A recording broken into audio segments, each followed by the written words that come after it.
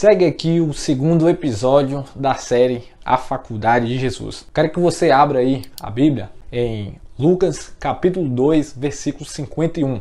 Lá diz assim: Então Jesus voltou com seus pais para Nazaré e continuava a ser obediente a eles, e a sua mãe guardava tudo isso no coração. Lá em Efésios capítulo 6, versículo 1 e 3, diz o seguinte: Filhos, obedeçam a seus pais no Senhor, pois isso é justo. Honra teu pai e a tua mãe. Este é o primeiro mandamento com promessa, para que tudo te ocorra bem e tenhas vida longa sobre a terra. Então, se você quiser prosperar, se você quiser ter acesso às coisas do reino do céu, você vai ter que aprender o quê? Honrar pai e mãe. E você observa que naquela passagem de Lucas, Jesus ele era obediente aos seus pais, e honrar pai e mãe é ser obediente a eles. E o que eu vou compartilhar com você aqui agora, eu nunca falei abertamente assim. Então preste bastante atenção. Para que você entenda um pouco o contexto, eu nasci em um lar evangélico e eu tive uma criação, o que eu acredito assim, que foi uma criação bastante tradicional. O meu pai e a minha mãe, eles nunca me pouparam quando eu fazia alguma coisa errada, então eles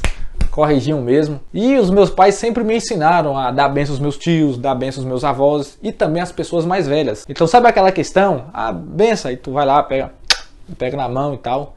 E com os meus tios, meus pais, é assim até hoje. Mas ok, quando eu completei ali os meus 15 anos de idade, eu acredito que essa é uma fase que começa a ser desafiadora para o adolescente. Eu acho que é uma fase que a gente pode falar que é a fase da rebeldia. E eu acredito que por rebeldia eu decidi ir nos cultos da igreja, um domingo sim, um domingo não. Então eu dei uma certa esfriada, mas assim, por rebeldia, acredito eu, tá? Agora, depois que eu entendi essa questão de honrar pai e mãe, aí eu voltei para a igreja, enfim, firmei os meus pés. E eu tô dizendo isso aqui só para contextualizar. Mas depois eu me casei e assim, eu estava com os meus 22 anos de idade por aí. Eu lembro que eu estava voltando de uma cidade a qual eu fazia supervisão em uma rede de farmácias. E me veio uma pergunta na mente. E hoje, observando, eu creio que essa pergunta foi vinda do Espírito Santo.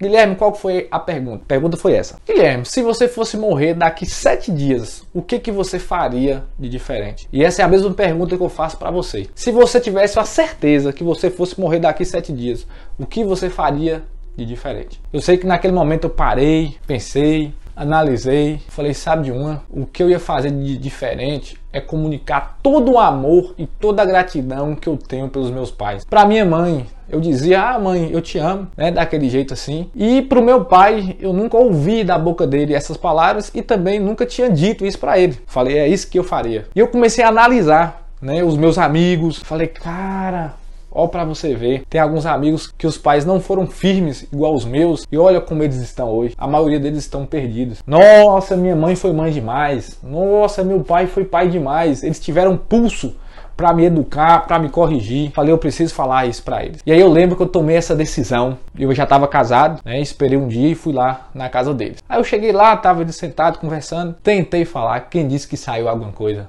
Não saiu nada. Veio um nó assim na minha garganta e eu não consegui falar nada. E aí tem uma passagem bíblica que diz que o amor constrange. E realmente, constrange, que eu travei todinho. Mas beleza, voltei pra casa. Falei, não, na próxima vez eu falo. E aí eu lembro que eu fui de novo nessa próxima vez. E aí eu cheguei e eu vi a minha mãe sentada em um sofá fazendo crochê. Minha irmã estava numa cadeira do lado fazendo as unhas. E o meu pai no outro sofá mexendo no celular. E ali eu fui pro meio da sala e aí eu falei assim, pai e mãe. Na hora que eu falei pai e mãe, eu comecei a chorar. E eu fui chorando. E quem me conhece sabe que eu não sou de chorar não. E ali eu fui chorando.